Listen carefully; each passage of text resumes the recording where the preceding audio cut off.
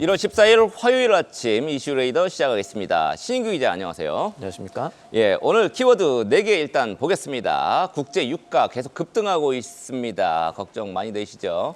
양자 컴퓨터, 한미 약품 녹십자, 빙글의 순서로 하나씩 짚어보도록 하죠. 국제 유가 간밤에 또 급등했습니다. 그렇습니다. 원인이 뭐였습니까? 가장 큰 거는 러시아 제재로 봐야겠죠. 미 행정부에서 바이든 행정부의 마지막 강력 제재일 것으로 보이는데 이 러시아 국영기업 대표적인 게 가즈프롬 네프트 그리고 스크루트 네프테 이곳 자회사를 포함해서 그리고 또 그림자 선단으로 불렸던 이 기존의 제재를 피해서 원유를 수출해왔던 보통 이 중국이라든가 인도가 수입을 많이 했는데 이런 것들에 대한 이 길이 지금 막혀졌다 이렇게 보셔야 될 것 같습니다. 이 백악관이 이번에 조치를 했었는데 이렇게 되면은 러시아가 매달 수십억 달러의 손실을 볼 것이다 이렇게 예상을 하고 있고요. 시장의 측면에서 보자면 이번에 제재로 포함된 러시아 기업들의 이 해상 수출 비중이 러시아 전체 해상 수출의 한 25% 정도 된다고 합니다. 그렇게 추산이 되고 있기 때문에 이번 제재로 러시아 원유를 사왔던 중국이나 인도는 물론 세계적인 원유 공급 차질이 우려가 되기 때문에 유가가 지금 제재 발표를 한 지 3거래일 정도 됐는데 3거래일 연속 상승을 했습니다.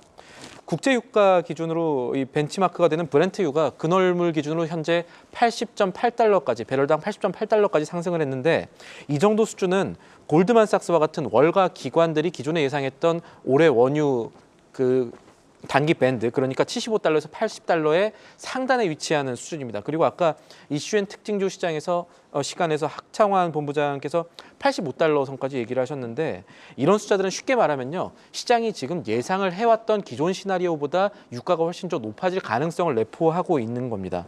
올해 원래 경기 둔화 전망들이 좀 있었기 때문에 원유 수요보다 공급이 하루 기준으로 100만 배럴 정도 더 많을 것으로 전망이 되어 왔었는데 이 예측과 다른 큰 변수가 지금 등장을 한 것이고요.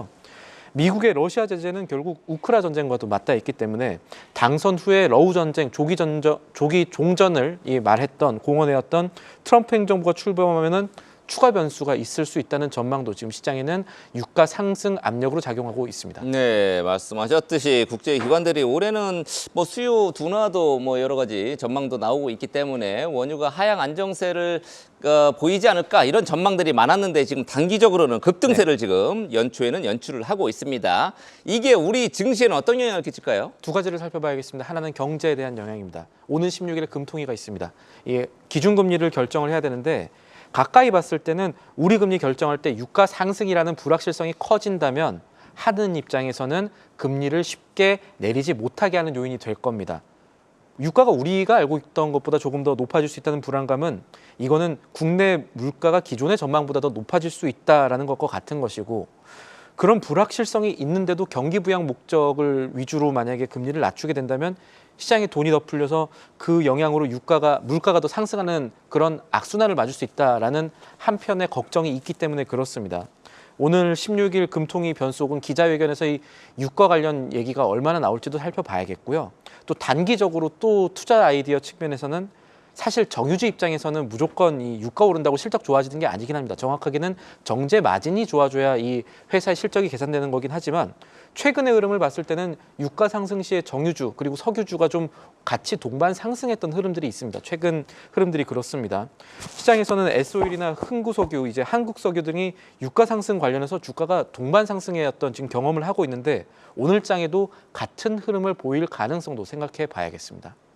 네, 두 번째 이슈 양자 컴퓨터 보겠습니다. 지금 양자 컴퓨터 최근에 굉장히 핫한 테마주였단 말이죠. 꼭 내가 들어가면 떨어지고 이렇게 생각하시는 분들 많을 텐데 간밤에 뉴욕 증시에서 양자 컴퓨터 관련 종목들 줄줄이 급락을 했단 말이죠. 어떤 내용입니까? 양자 컴퓨터 관련해서는 사실 미국 증시에서도 한국인 투자 비중이 높은 종목으로 알려져 있었는데 간밤에 일제 급락을 했습니다. 이 국내 투자자들이 많은 아이온큐 같은 경우는 그래도 이게 낮은 하락폭인 건데 하루 만에 14% 가까이 하락을 했고 리게티 컴퓨팅 요새 핫한 종목인데 32%. 또 국내 투자자분들이 관심 갖고 계셨던 해외 종목 가운데 하나인 시스큐 보안주의자 양자 컴퓨터 관련주가 41% 넘게 급락을 했는데요. 이거는 말씀드렸던 종목들 개별 이슈가 있었다기보다는 이 거시적인 조금 섹터에 관련한 이슈가 있었다고 봐야겠습니다. 미국은 참고로 상한가 제한이 없습니다. 막 떨어질 수 있는 거죠. 그렇기 때문에 이 레버리지가 오히려 더 위험할 수도 있습니다. 지금 실스큐나 뭐 리게티 컴퓨팅 같은 경우 3배짜리 레버리지 종목이 있으면 이 숏 종목 같은 경우에 상장 폐지가 될 수 있는 정도의 마이너스 수준을 겪은 거고요, 하루 만에. 어떤 일이 있었느냐? 이 메타의 CEO입니다. 마크 저커버그가 유명 팟캐스트인 조 로건의 팟캐스트에 이제 10일에 출연했습니다. 그러니까 주말 사이에 출연을 해서 양자 컴퓨터에 대해서 부정적인 시각을 피력을 했었는데 이제 본인이 진정한 양자 컴퓨터 전문가는 아니다 이렇게 운을 뗐지만 사실상 젠슨왕의 편을 든 겁니다. 지난 CES 때 양자 컴퓨터 관련 기대가 굉장히 많았는데 여기에 찬물을 끼얹은 게 젠슨왕 엔비디아 CEO였죠. 이 양자 컴퓨터가 현실에 되려면 적어도 20년 걸릴 것이다라는 발언들을 하고 이게 굉장히 업계의 반발과 함께 또 관련주 동향 많이 출렁거리게 했었는데 저커버그의 판단으로는 양자 컴퓨터가 유용한 수준이 되려면 아직 갈 길이 꽤 멀다 이렇게 못을 박으면서 많은 사람들이 양자 컴퓨터 실용화에 수십 년이 더 걸릴 것으로 보고 있다라는 발언을 했습니다.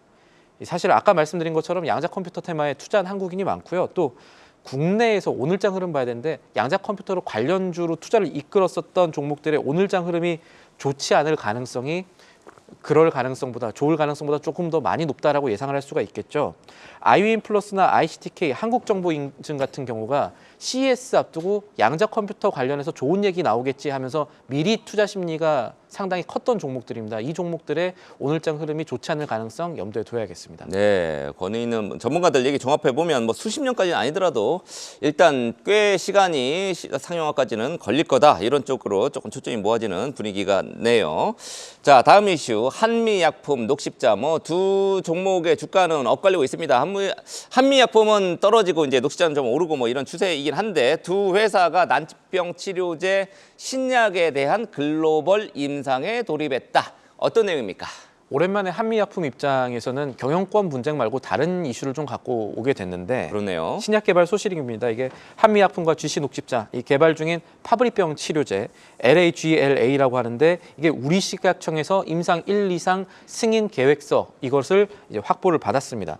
파브리병이라는 게 이게 유전 질환이고요. 쉽게 말하면은 여기 이 병에 걸리게 되면은 유전이 되는 이 병에 걸리면 땀이 안 나는 무한증 그리고 사지말단 신경통이라고 해서 손발 신경통 뿐만 아니라 장기 부전 때문에 심하면 사망에까지 이를 수 있는 병이라고 합니다. 물론 기존에 있었던 치료제가 존재는 했습니다만 이거 2주에 한 번씩 병원에서 오랜 시간 정맥 주사를 받아야 되는 불편함도 있었고 또 이게 신장 질환 관련해서는 또 다른 부작용이 있었다고 합니다. 그래서 이번에 개발하고 있는 한미약품과 GC 녹십자의 LAGLA 같은 경우는 피하 지방 주사로 월 한 번 맞으면 되는 간편함이 있어서 지금 미국 식품의약품 FDA에서는 지난 5월에 이 파브리병 치료제에 대해서 희귀 의약품으로 지정을 하고 지난해 8월에는 우리보다 먼저 임상 1, 2상 실험을 승인했다라는 얘기들이 들려왔는데 이번에 국내에서도 임상 계획이 승인됐다는 것은 한미약품과 GC 녹십자로서는 글로벌 임상에 돌입했다라고 얘기를 하게 되고 실제로 그렇게 될 것이고요. 그렇게 되면은 과거 패턴을 고려했을 때 그러니까 지난 5월 미국 식품의약국 FDA가 1차로 이 희귀의약품으로 이 약물을 지정하고 8월에 임상계획 승인했을 때 주가가 상승해온 흐름이 있었거든요. 오늘 장에서 같은 흐름이 반복될지도 이 투자자 측면에선 살펴볼 부분이겠습니다. 네, 그래야 되겠네요. 이렇게 난치병, 희귀병 치료제 개발하는 회사들, 이런 회사 기업들이 좀 잘 돼야 되겠습니다. 자, 빙그레 아이스크림 하면 또 빙그레이고 바나나 맛 우유, 네. 바나나 우유가 아니죠. 바나나 맛 우유죠. 네. 뭐 떠오르는데 빙그레에 대한 증권과 시각이 좀 달라졌다면서요? 빙그레가 뭐 바나나 맛 우유로 우리가 잘 알고 있는 그걸로 되게 많이 인기를 다시 얻고 있고 하지만 어쨌든 본질은 이 회사가 스낵보다는 빙과 쪽에 있었습니다. 그래서 이 회사는 지난 20년 동안 계속해서 4분기에는 별도 기준으로 적자를 봐왔습니다. 아이스크림이 겨울에는 덜 팔리니까요. 아, 매년 4분기에는 적자를 냈으나 예.